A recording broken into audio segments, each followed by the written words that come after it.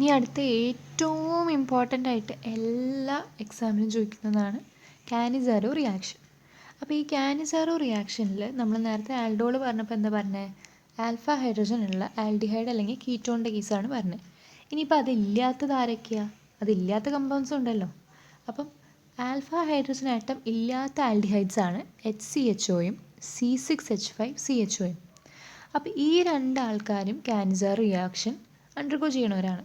Okay, അപ്പോൾ അങ്ങനെയുള്ള ആൾക്കാർ രണ്ട് ആൽഡിഹൈഡ്സ്, അതായത് HCHO അതിൻ്റെ ഒപ്പം ഒരു HCHOയും കൂടിയും റിയാക്ട് ചെയ്യുക, അല്ലെങ്കിൽ C6H5CHO, അതായത് നമ്മുടെ ബെൻസാൽഡിഹൈഡിനെയാണ് ഉദ്ദേശിക്കുന്നത്.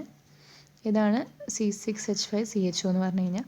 അപ്പോൾ ഇതിൻ്റെ രണ്ട് മോളിക്യൂൾസ്, അല്ലെങ്കിൽ ഈ HCHOൻ്റെ ഫോർമാൽഡിഹൈഡിൻ്റെ രണ്ട് മോളിക്യൂൾസ്, ഇവർ രണ്ടാൾക്കും ആൽഫ ഹൈഡ്രജൻ ആറ്റം ഇല്ല. അങ്ങനത്തെ ആൾക്കാർ ഒരു ഡിസ്പ്രപ്പോർഷനേഷൻ റിയാക്ഷൻ അണ്ടർഗോ ചെയ്യും in the presence of concentrated NaOH. Okay, അപ്പോൾ കോൺസെൻട്രേറ്റഡ് NaOHൻ്റെ പ്രസൻസിൽ ഇവർ റിയാക്ഷൻ അണ്ടർഗോ ചെയ്ത് കഴിഞ്ഞാൽ അതിൽ ഒരാൾ ഓക്സിഡൈസ്ഡ് ആയിട്ട് ആസിഡ് ആവും, മറ്റേ ആൾ റെഡ്യൂസ്ഡ് ആയിട്ട് ആൽക്കഹോൾ ആവും. ഓക്കെ, അതായത് അപ്പോൾ നമ്മൾ ഇവിടെ തന്നെ നോക്കുകയാണെങ്കിൽ നമ്മൾ രണ്ട് മോളിക്യൂൾസ് ഓഫ് HCHO എടുത്തു. അതിൽ ഒരാൾ, ആദ്യത്തെ HCHO എന്തായി? കോൺസെൻട്രേറ്റഡ് ആൽക്കലി അല്ലെങ്കിൽ NaOHൻ്റെ പ്രസൻസിൽ HCHO ഓക്സിഡൈസ്ഡ് ആയിട്ട് HCOOH ആയി മാറി. ആൻഡ് രണ്ടാമത്തെ ആൾ, അതായത് അടുത്ത HCHO, അയാൾ റെഡ്യൂസ് ചെയ്ത് ആൽക്കഹോളായി മാറി. ഒരു കാർബണായിട്ടുള്ള ആളായിരുന്നല്ലോ, അപ്പോൾ ഒരു കാർബണുള്ള ആൽക്കഹോളായി CH3OH ആയി. ക്ലിയർ ആയോ? ഇനി അതുപോലെ നമുക്ക് രണ്ടാമത്തേൽ C6H5CHOൻ്റെ രണ്ട് മോളിക്യൂളാണ് എടുക്കുന്നതെങ്കിൽ ആദ്യത്തെ മോളിക്യൂള് ഓക്സിഡൈസ്ഡ് ആയിട്ട് C6H5COOH എന്നാവും. ഓക്കെ, ഒന്ന് ഓക്സിഡൈസ്ഡ് ആവും, ഒന്ന് റെഡ്യൂസ്ഡ് ആവും. ആൻഡ് രണ്ടാമത്തെ ആൾ റെഡ്യൂസ്ഡ് ആയിട്ട് C6H5CH2OH എന്നാവും. ഓക്കെ, അപ്പോൾ ഇതാണ് കാനിസാരോ റിയാക്ഷൻ. ഇനി അടുത്തത് വളരെ ഇമ്പോർട്ടൻ്റ് ആയിട്ടുള്ളൊരു ടെസ്റ്റാണ് ഐഡോഫോം ടെസ്റ്റ്, അല്ലെങ്കിൽ ഹാലോഫോം റിയാക്ഷൻ എന്ന് പറയും. അതായത് ഇപ്പോൾ ഏതൊരു കമ്പൗണ്ടും CH3C ഡബിൾ ബോണ്ടോ എന്നുള്ള CH3C ഡബിൾ ബോണ്ടോ, പിന്നെ ഇവിടെ എന്തെങ്കിലും കമ്പൗണ്ട് ആയിക്കോട്ടെ, ഏതെങ്കിലും കമ്പൗണ്ട്. ഓക്കെ, അങ്ങനെ CH3C ഡബിൾ ബോണ്ടോ ഉള്ള ഏതൊരു കമ്പൗണ്ടിനും ഈ ടെസ്റ്റ് അണ്ടർഗോ ചെയ്യാൻ പറ്റും. അല്ലെങ്കിൽ ഇപ്പോൾ ഏതെങ്കിലും ഒരു കമ്പൗണ്ട് അത് ഓക്സിഡൈസേഷനിൽ ഏതെങ്കിലും ഒരു കമ്പൗണ്ട്, ഏതോ ഒരു കമ്പൗണ്ട് ഓക്സിഡൈസ് ചെയ്തപ്പോൾ നമുക്കിങ്ങനെ CH3C ഡബിൾ ബോണ്ടോ ഉള്ള ഒരു കമ്പൗണ്ട് തരാൻ പറ്റുമെങ്കിൽ ആ ഒരു ആൾക്ക് ഈ ഐഡോഫോം ടെസ്റ്റ് അണ്ടർഗോ ചെയ്യാൻ പറ്റും.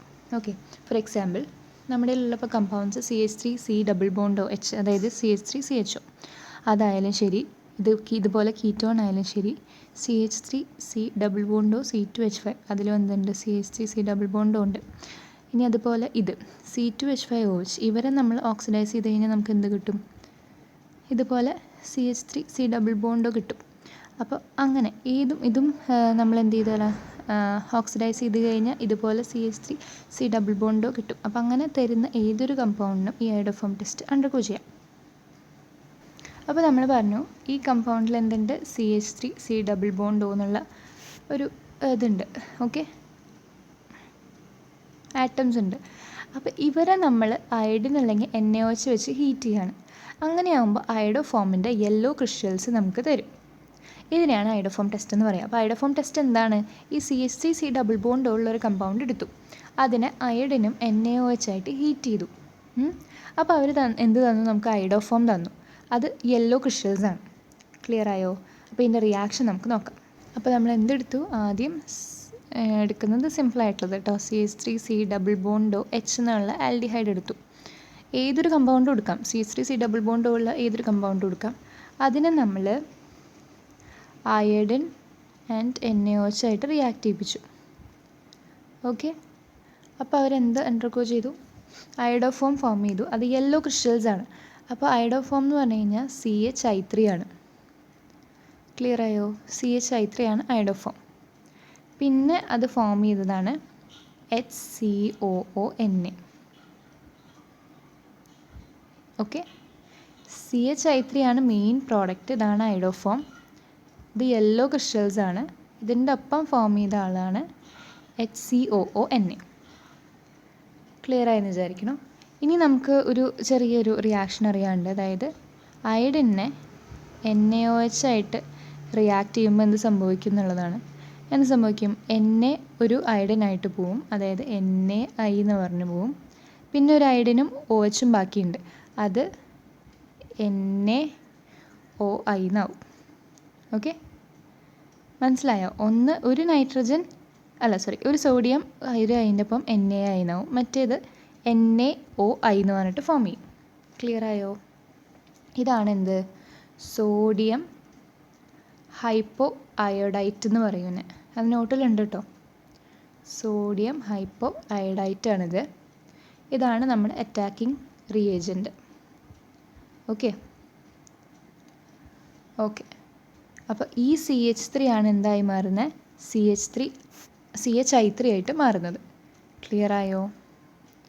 അപ്പോൾ ഇത്രയാണ് നമുക്ക് അയോഡോഫോം ടെസ്റ്റ് ഉള്ളത്. അപ്പോൾ നമ്മുടെ കെമിക്കൽ പ്രോപ്പർട്ടീസ് എല്ലാം ഇതോടുകൂടി കഴിഞ്ഞു കേട്ടോ.